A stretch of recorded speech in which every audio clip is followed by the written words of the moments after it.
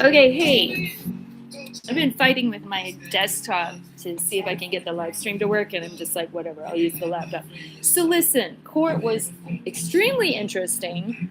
I just had this feeling like I like those like body cam channels on YouTube where you see like really interesting cases, and I was like, oh my gosh, this so belongs.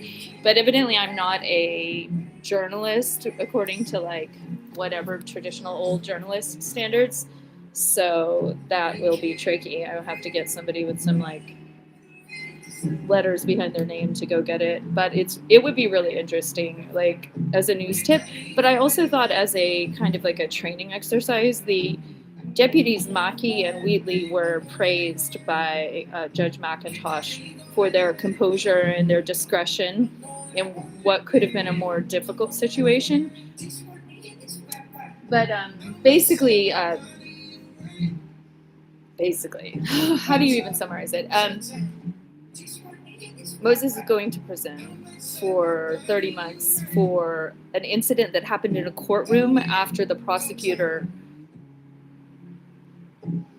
mishandled potential evidence, investigatory materials for the defense, like slow to provide. And when I made a bar complaint against the prosecutor, he admitted it was a police mistake, but in the courtroom he was blaming me, which was really unreasonable.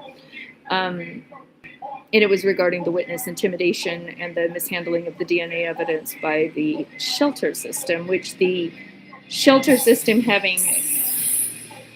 That's not what I want to hear. Woo! I want to hear...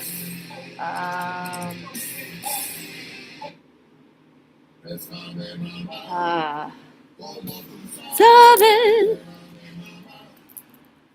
Well, anyway, Alex handled this leg of the journey. After this incident, Scott McCracken, who had his trial delayed, which it could have just been thrown out, it was both delayed and then rendered a not guilty verdict, then filed additional charges regarding the taking out of Moses Keithley from the courtroom. So the body cam footage was fascinating.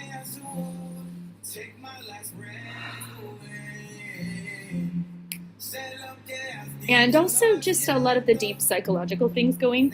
I also have really great hearing if anybody wants to whisper extremely a ton of details in the same room as me, but I was hearing some updates on the murdered housekeeper in Seaside and how her alleged murderer was like borrowing her phone to send texts as if she was still alive or something like that. It was really upsetting. But I held the door for the prosecutor leaving the room. The energy was super tense. I think we were all worried something really bad would happen. And everybody was kind of on standby, but I think in a way people were being extremely patient with the situation and with the self-expression that was going on. During, basically, I missed opening arguments because I figured it would be voir dire or jury selection, and I find that very boring. But I missed opening arguments. I would say one of the biggest points that I think, okay, these are my notes. Now this is just like insane amount of notes. Okay, this is how much notes I took yesterday. This attorney, he was new to me from Medford, the new attorney. But the old attorney had to testify against his client, which is a pretty weird predicament to be in as sort of like a potential witness. He had not much to say. Oh, yes. Okay, so those are those notes.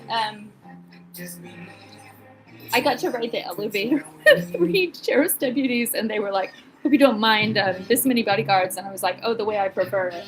It was totally, they were chill. And given that we had just watched this gruesome footage of this struggle in an elevator, it was like, we all gotta trust each other. We're gonna get through this elevator ride safely. Oh, wow. This is bully serotonin. And what is his name? Bertholt. Michael Bertholt from Medford. I think the difference between watching Thomas Boone versus Michael Bertholt is Michael Bertholt didn't... It was this more simple cut and dry case, but he didn't feed into I don't know, he just had a different, more sort of fatherly, patient tone, whereas I think Thomas was more like a friend, colleague, really trying to tighten. I mean, Thomas Boone, it's an honor to be in the room with him. So the very, very end of it, I had been holding the door for the prosecutor, holding the door for Moses, and I asked him, do you want me to write you? And he said, I'm good on writing. So those are probably, that might be the last time I ever see him. Moses Keithley, also known as Dre, in the homeless community where I met him outside Lifeboat.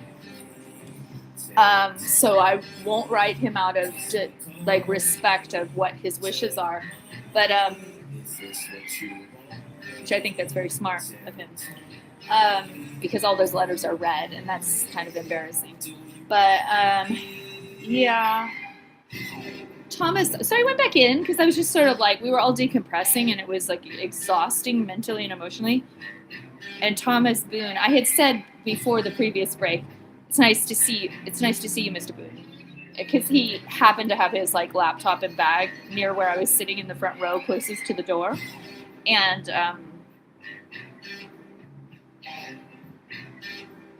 he looked over at me and he said, Miss N, can we have a moment? And I was like, sure, you can have a moment. But he wanted to confer with the new attorney as the old attorney. But I do believe he was crying.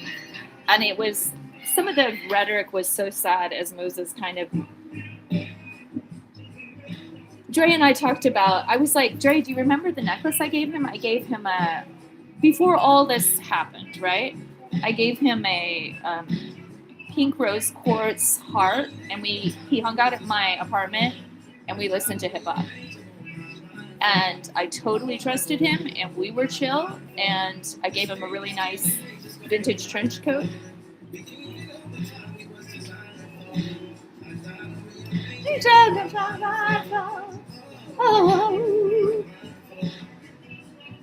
Actually, I was hanging with Dre and what's his name, Adam Eastman, on the block in front of Gizmos one day when my hair got in such a bad tangle. I lost all that hair on this side of my head, so gave him my hair.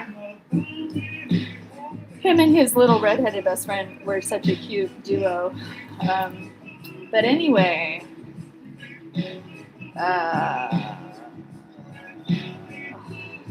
notes to myself. I sometimes intersperse pain, where assault for. So that's the verdict as it was rendered. And basically, she was having trouble. McIntosh was like, honestly, she was so chill. As abrasive as she can be sometimes, she's really grown on me. And she was really nice given the circumstances, but it was all reverting to a, like, we've just got to do our job type of a thing here. Assault for guilty. They were arguing how much it was intentional, and the judge deferred to a lesser charge that was essentially that it wasn't like he wasn't premeditatingly trying to hurt Deputy Maki, but he was just trying to resist getting on the elevator. And I was thinking about very much in terms about like what would have been the best response, which I think getting him out of the courthouse, if he continued to be disruptive, it could have been really weird. Like, so I do kind of understand why the deputies got on the elevator with him, even though he was resisting and like in extreme distress that the trial had been postponed and that the prosecutor had withheld the exculpatory evidence about the alleged victim being extremely bullied and the shelter collaborating in the DNA meddling, like evidence tampering and failure to respond correctly to a rape crisis. And that's just stagnating where it is, I have an appointment with the Bureau of Labor on the 11th regarding discrimination at the shelter. And that includes discrimination against women who report assault or abuse. Because the shelters are run by criminals who witness, intimidate, and discriminate. And the Judge Kirk Wintermute is on the board of the shelter that does the witness intimidation and the evidence tampering. And I'm like, holy moly. And then Judge Bowe was walking probably back from lunch with Kirk, and I see Kirk first, and then I'm like, who's that beside Kirk? And I'm like, oh my gosh, that's Bo. And they're like walking together. And I think they knew where I was headed back up into courtroom 300 to observe the end of this. So he'll be transported to prison. She kept saying to take advantage of the programs in prison. He said he never wants to come back to this county. He doesn't want probation. He doesn't want probation here. He is having 2 years of post-prison supervision. I'm wondering if he can complete that in a different county. Judge McIntosh called him an intelligent man. That was... Also, it was almost just like he was really going for his oratory. There was a point where he was shouting loud enough to make my ears hurt. Like, I was, blocking my ears. The types of things he was shouting were, they hang us, something about the bloodline, that the forefathers raped, stealed, and lie, sell out to the people. A judge was asking him to say it without profanity. He said, I don't give a crap about. He said he would put his life on the line. McIntosh admitted she doesn't know how he feels. He's raising his voice. This is really towards the end. Corruption. It sounds like she said at one point, she's like, it sounds like we're in kindergarten, because they were kind of going back and forth about how much she was going. He was allowed to make a witness statement. She said, I'm not going to stand, not something I enjoyed. He's shackled, they have a taser and gun. He was basically saying they have all the power. You're lucky. She started and she caught herself. You're lucky you did it. And I think she was say, get killed or die or be shot or by a cop or get tasered, because of how combative he was, even given the shackles. In this elevator struggle that was recorded from 2 different Axon body cams. And she caught herself, because it was probably just going to make him more upset and might possibly not be the right thing to say. And she said, you goaded them, qualified back in time. So police force, do me wrong, sell out to these people. Basically, he started calling the judges sell out, because at first he was pretty chill with the judge. He did testify. McIntosh said she can't make up for the sins of the past. Hi, I'm doing a summary of the court thing yesterday. Please don't. He doesn't want probation. He called, leech and parasites, effing leech and parasites. Sent to prison, leaving Clatsop County, take advantage of the programs. He was illegal stuff, justice system doesn't have justice, he said. Go. Hi. Not problem, acquitted, let's see. Sent to prison.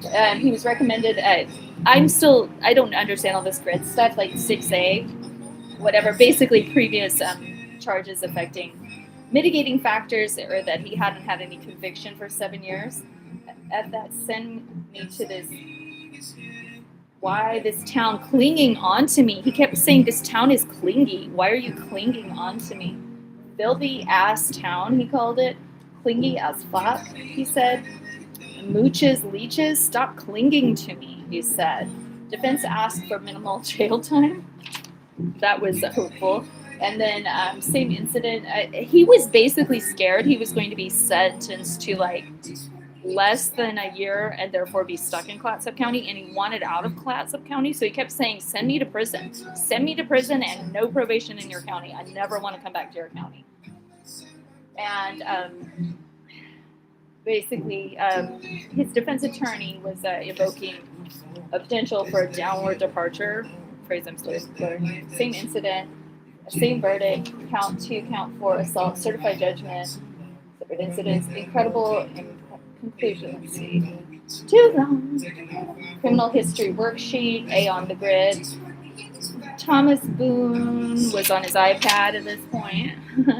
I remember what perfume I was wearing that was getting on my nerves. Was my Clouds Christian dude.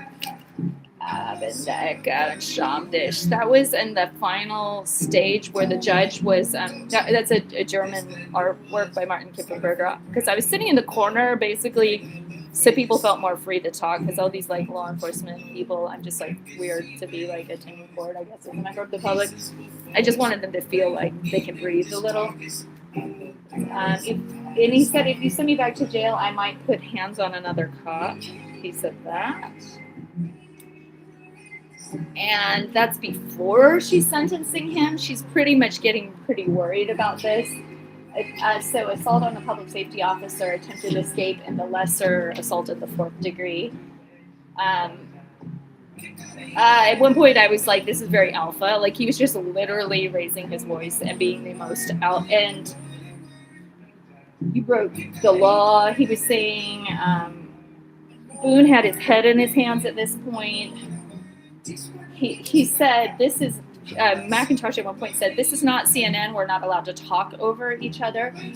Guns on my, something threat, guns on my own head. So he was like basically abundantly making all kinds of threats about either grabbing an officer's gun, shooting himself, and or shooting the officer.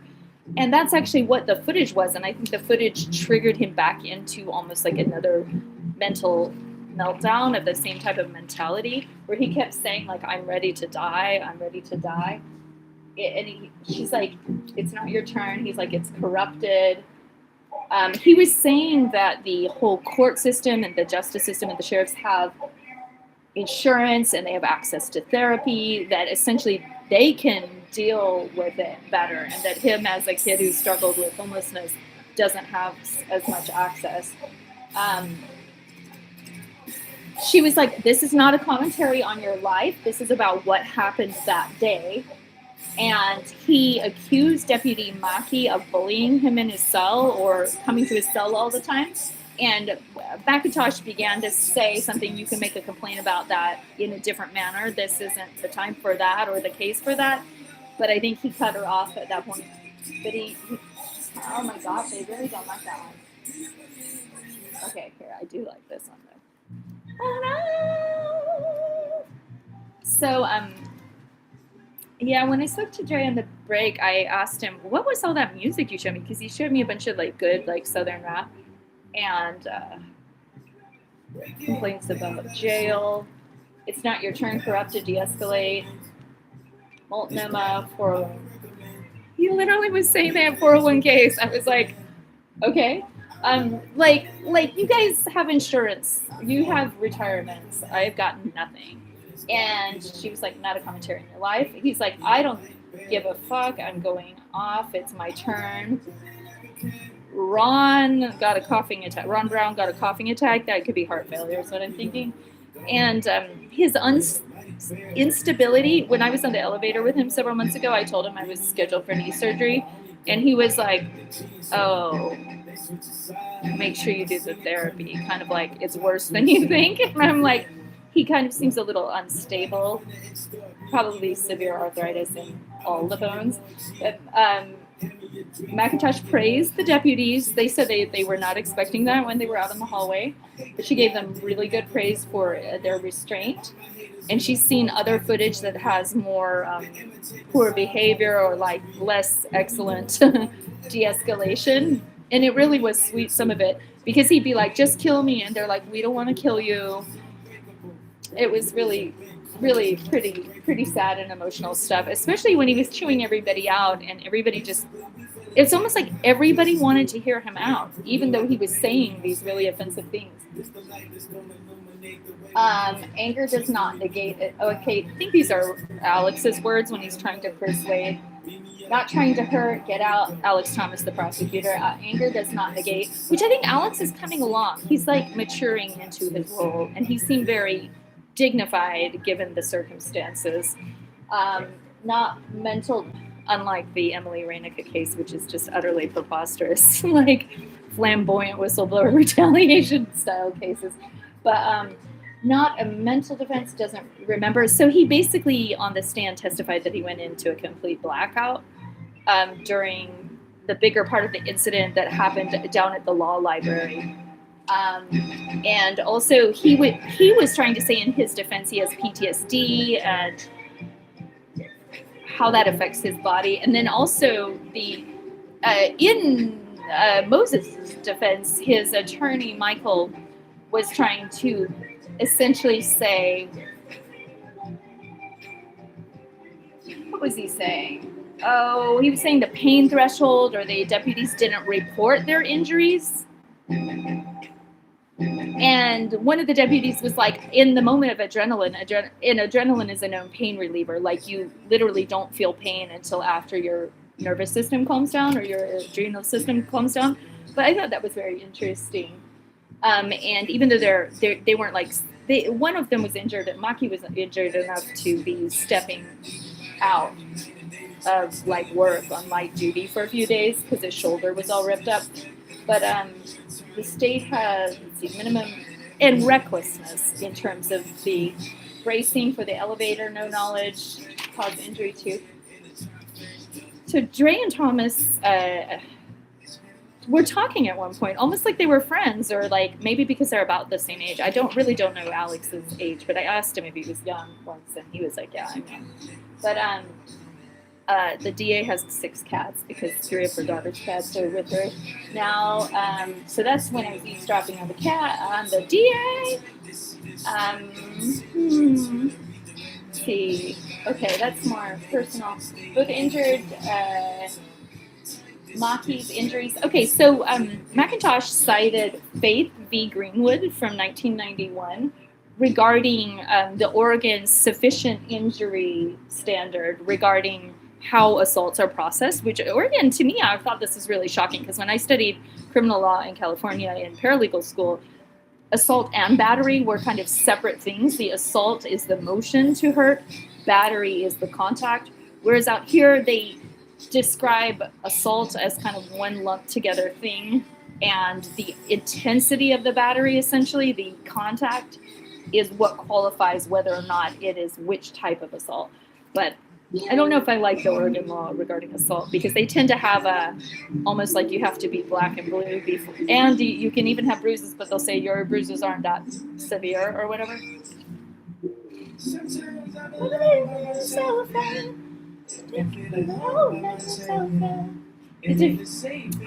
And I liked Dre's defense attorney, but it was almost like it was a really hard case, and taking it as a bench with no jury basically streamlined it, made it very much quicker. But it was maybe he just knew it wasn't really a very good case that a jury could find any ambiguity about because of how strong the footage was.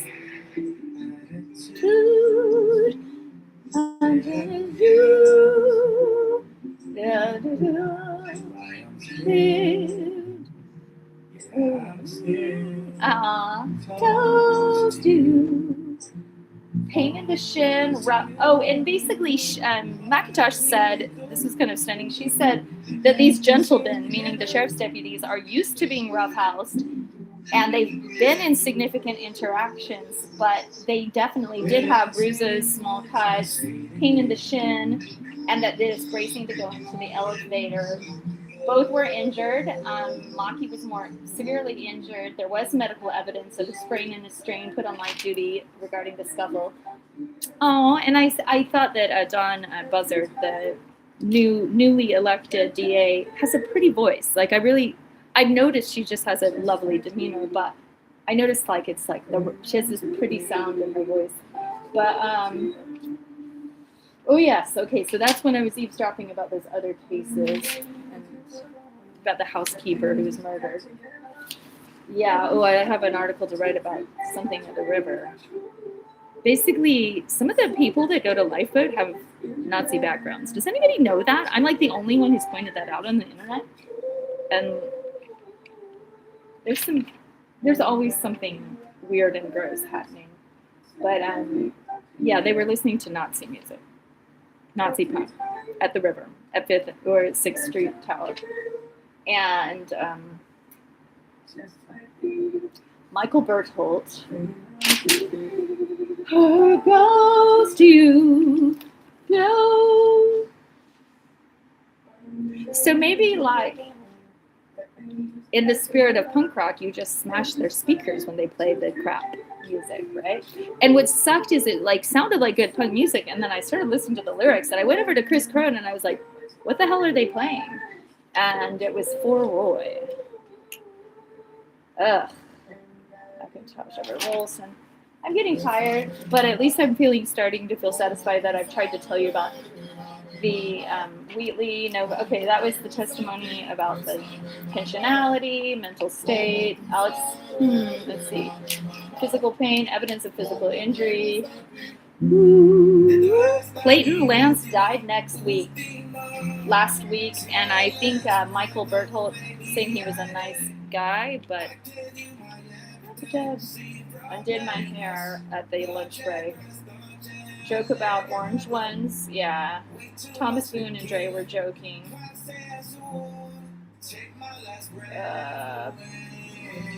I was unraveling yarn outside the Baptist church. Let's see. Tyla is the new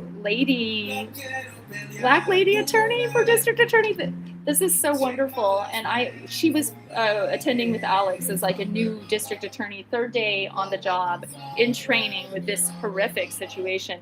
And I like opened the door for her and we smiled kind of like with compassion and shock and horror and all the things. Defense rest, closed before lunch, halfway house. Let's see. Purples. I'm glad I wore this purple velvet skirt. I had trouble like feeling presentable for court because I'm kind of a slob intentionally, but sometimes it's kind of better to show that you're kind of respecting the courtroom by dressing up a little. Or trying. But it was sort of really hippie and really feminine, which I didn't feel that feminine at first, but I got into it. It was a nice purple Indian vintage velvet skirt. Such a pretty skirt. Recall getting off the elevator. Don't remember. Yeah, so that was his testimony. Communicate, and then he was complaining about due process rights, all the delays in the previous trial, essentially the lack of a speedy trial. Late discovery, continued trial, late evidence, and so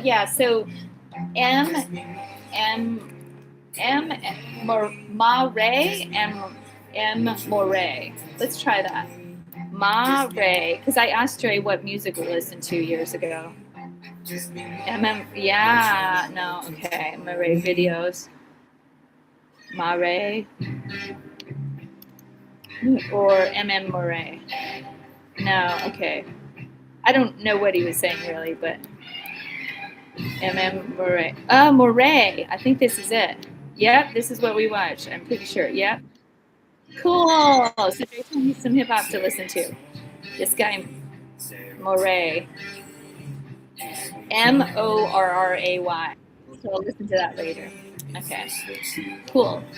And we talked. He was saying that he liked Motown, and I was telling him how I like Kanye, and even though he's gone through all this stuff and does his stunts, I feel like he's like somebody who's been in our lives so much that I'm sort of, I don't know. It was conflicted. It was like I would say it's an off-the-record conversation. Kind of about like understanding people having mental health issues and whatnot. The dashboard, oh my gosh, this is the cop car ride. Okay. Couple of fights, police laugh. Feet on the dashboard, don't get too comfortable. Nice property, good. Oh, no, this is Dre talking about, I think this is about stuff that happened when he was on the run from Clatsop County before he got obtained on this warrant, and about like people trying to pick him up and give him food and take care of him. And maybe an accident with a head injury or something, freestyling rock, and how he had his head all wrapped up, but he was like freestyling or something, like he was rapping when he was in hospital or something is what it sounded like to me.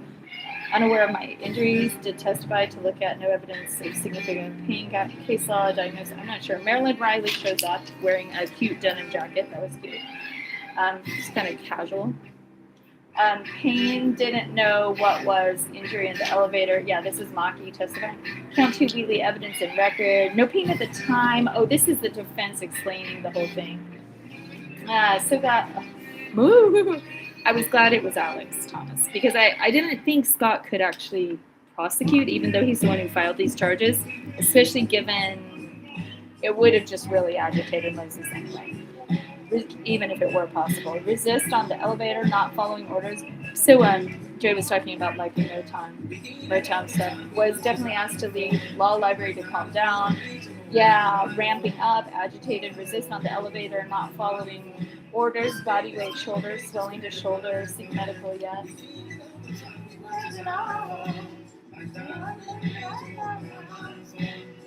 Oh, mind. Oh, and runs. We were talking about singing, which I know the term runs from my friend who used to sing. Let's see, also Fordoon Kennedy. Oh yeah, that was a pretty boring little face there. Kenny told me the Dan Kennedy incident. This is unrelated, but I got really inspired to like put in a records request. So it turns out Classic Sheriff isn't going to give me the footage just like easily. It would have to be like a news organization. And I mean, like, it's less embarrassing for everybody, but I think the exemplary conduct of the officers and the difficulty of getting anybody in and out of the courthouse who's acting poorly, and like how much our security at the courthouse is even a thing. They just barely have security now. Yeah, it's really a huge issue. And so I don't know, because there's probably lots of crazy things that happen that we, the public, don't know about, and they would redact faces also. And then so I was like, oh man, and I should also request that footage from Dan Kennedy incident, because I had just talked to Kenny Henson about it 2 days before, and he was like, that was one of the most difficult situations of my whole career. And I was there trying to basically rescue my friend from suicide. And then I tripped and hurt my knee a few days later because my nerves are so badly rattled. So, hold on.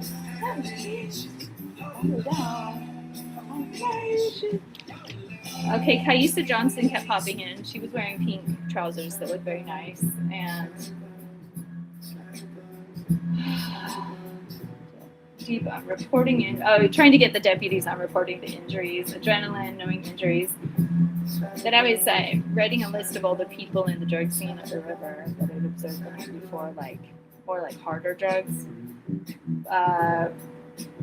All that. Oh my god, yeah, that sucks. Okay, deputy. My friend had like a really severe injury, brain injury. Deputy halting steps into loudly, stopping, pressing weight, not moving as fluidly, leg shackles short, belly chair. Alex objected and asked an answer. We need to publish this footage. That's note to self. Yeah, we do. Woo! Disgrace as a... Oh, God, the stuff he said to the cops. He said, you're a disgrace as a man and as a motherfucking cop. He kept saying, take off your badge. He said he was willing to die for his rights. So this is about cop car, anybody logging on, this is about cop car footage of the taking of a person away from the courthouse in Clatsop County and the things he was saying when he was combative. He said he was willing to die for his rights. The deputy was like, I did not want to kill you. Judge told, and then the issue of like the judge wanted him not taken out of the building, but just taken out of the courtroom, and how that played out. That was interesting. He was saying, you the big man, effing coward, your life, something coward, coward ass cop, which I abbreviated CAC. DNA and the judge, acting like a good cop. You're filthy as fuck, he said. Oh boy, it was intense. Radio, don't like to be exposed. You're corrupt as fuck, desperate as fuck. See how desperate you are. Get into...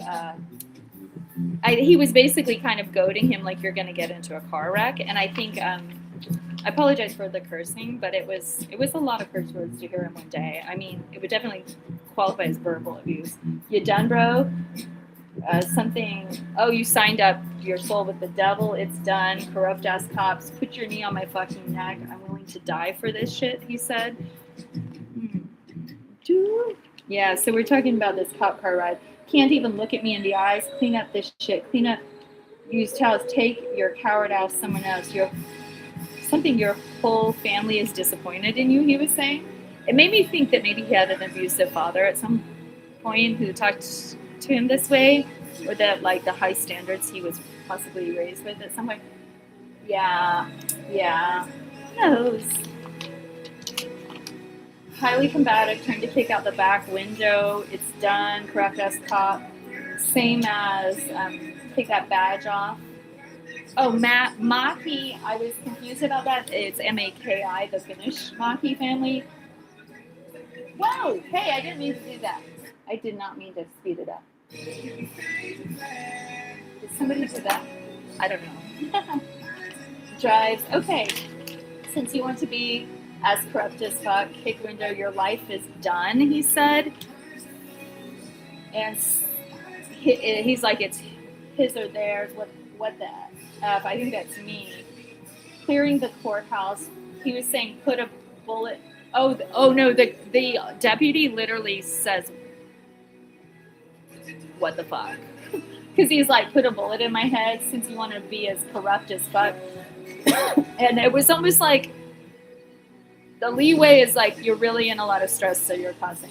I'm willing to die for what's right. I'm willing, but it was very understated and under his breath, where he was literally like, "Oh my gosh, what do I do? I'm willing to put my life on the line. I'll break this shit. Take me to the hospital, medical checkout. Corrupt as fuck. Code 4, use of force. Corrupt as cop. Take that badge off." This is why we don't do Brady violations. That was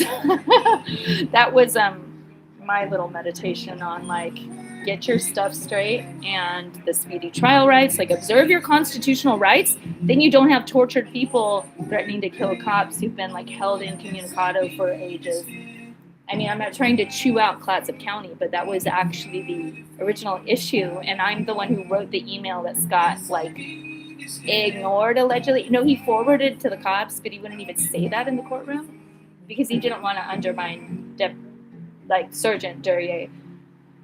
I sent Scott's bar complaint stuff to the chief in case he needed to link up with that as to why he was blaming me in the courtroom but not blaming the cops, and then actually was blaming the cops because the cops need to have a good working relationship with the shelters in case somebody's trying to hide out from a crime at the shelter and get the DNA expunged. And I think basically we have a lot of work to do on rape crisis, especially regards to shelters or shelters that discriminate against rape victims and DV victims preemptively because they're run by criminals who are reported to be sexual assailants themselves.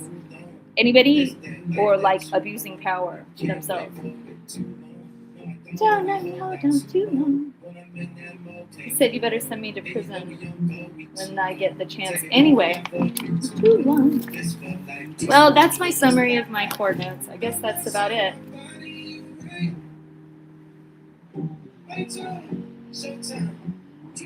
Yeah, just Papa. Sarah's the really nice court assistant. I like her. That was intense. I bet they were all as stressed as I was. I was way stressed. That was a very stressful day. Yourself. Where's my off button? Oh, come on. I guess I'm done. I'm not. I'm still going, aren't I? End stream. Bye. Waiting for the rise. So Moses will be a young man when he gets out of prison, and as much as I won't write him, I hope he grows and learns and studies and has a healthy, prosperous, safe life and gets into no drama in the DOC. And it was really sad. This is Papa. Yeah,